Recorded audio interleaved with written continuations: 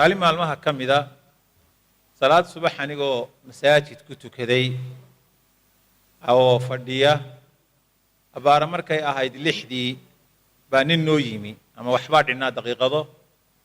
markaas wuxuu yiri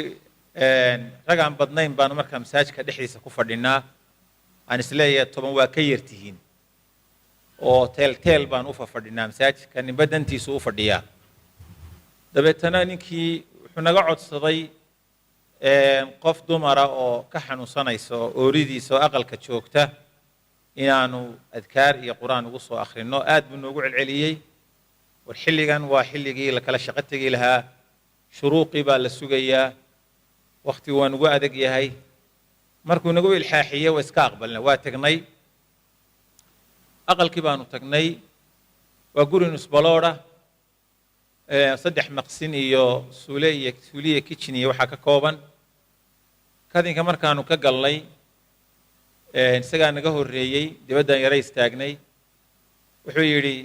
soo gudba dabeetana waa aqalkii 3 maqsinkii u horeeyay ee bidixda sidaas u safan yihiin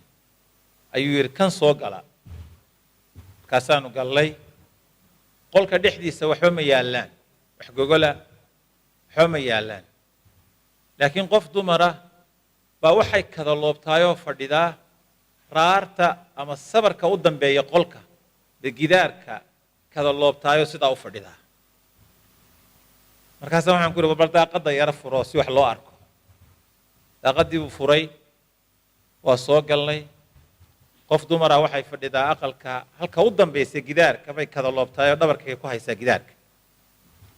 markaas uu qofta waa xaaskaygii waxaan doonayaa inaad nimayo bal quraan ku akhrisaan waxa waa ka garan waay arrinkeeda ilaa shalay ilaa xalay xaalkeedu ma wacnayn dabeetana waxaan ku niri bal ag fariiso oo maryahana u hagaajiyo haddii ay lacala bal dhaqdhaqaaqdo wax iska bedelaan u diyaar garow ilaa adiga ooridaadii tahay inaad si wacan u qabato annagu qaban kari mayne quraankii baanu ku bilownay waa ku akhrinay waxoogaa markaanu ku akhrinaynay bay waxay bilowday inay sida bisadda u ciido gabadhi yaw bisad ciidaysa weligaa ma aragtay annagii baa yaabnay quraan ku akhrinaynay quraankii baanu joojinay waxaan isna bal hubsada horta gabadhan aad quraanka ku akhrinaysaan baa sida bisadda u ciyaysa mise bisad baa qolka ku jirta horta waa ku celinay